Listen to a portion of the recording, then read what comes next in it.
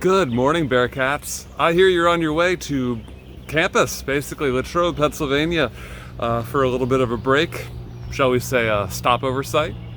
Anyway, I am here on campus in the wetlands area. The lake is off that direction. The abandoned mine drainage ponds are behind me, and I am walking the trail between the two.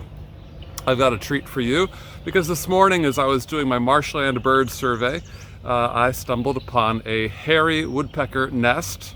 And as you might know, I am head over heels for woodpeckers. I love woodpeckers. I've published a lot of papers on woodpeckers as well. As I'm approaching this hairy woodpecker nest, I'm going to tell you a little bit about what you're going to see. So the nest, of course, is excavated into a dead tree. Woodpeckers use their bill to take the wood away and hollow that tree out.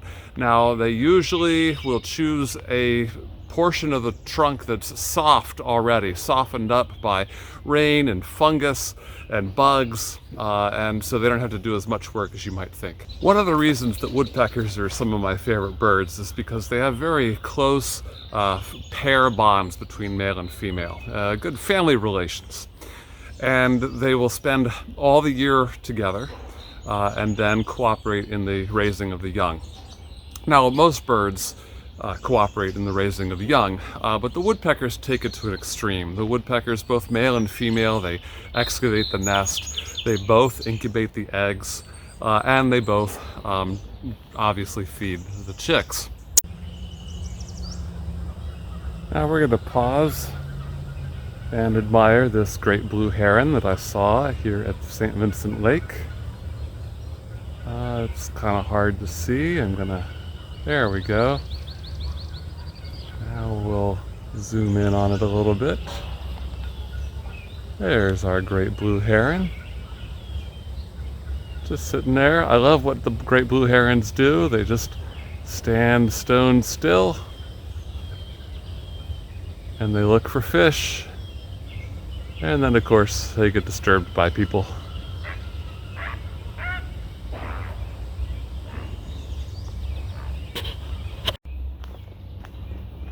Now, when I approach this nest, you're going to hear a squeaking sound, and that's the parent. It makes that sound all the time, whether it's feeding chicks or not. It's one of the ways that you can identify a bird is by its call. And with the hairy woodpecker, it's like a squeaky toy. Squeak, squeak, squeak.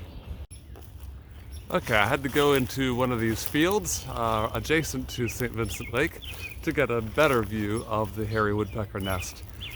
I'm going to stand here with the nest behind me, and maybe you'll get to see the woodpecker go into the hole or possibly attack my head.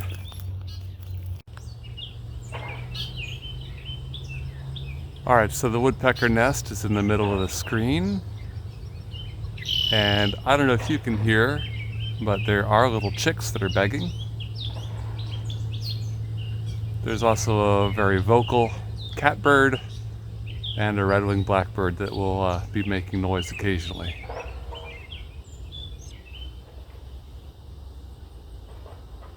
I found this nest literally just by walking along the path, and I heard the little chicks begging, and in the same vicinity there was a hairy woodpecker giving a call, and so I knew right away that an adult hairy woodpecker with woodpecker begging sounds meant that there was a nest in this tree.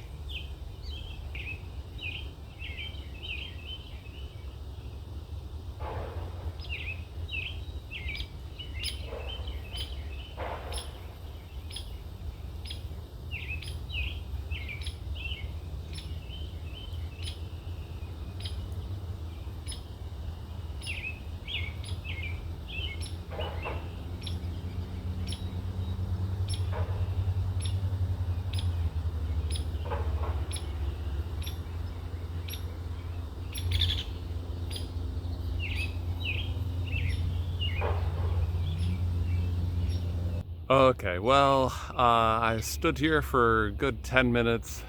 There is the hairy woodpecker. It's got food in its mouth, but it will not approach the nest hole. I'm too close, and I don't want to agitate the parents anymore, and those chicks have to be fed, so I wish I could have gotten better footage.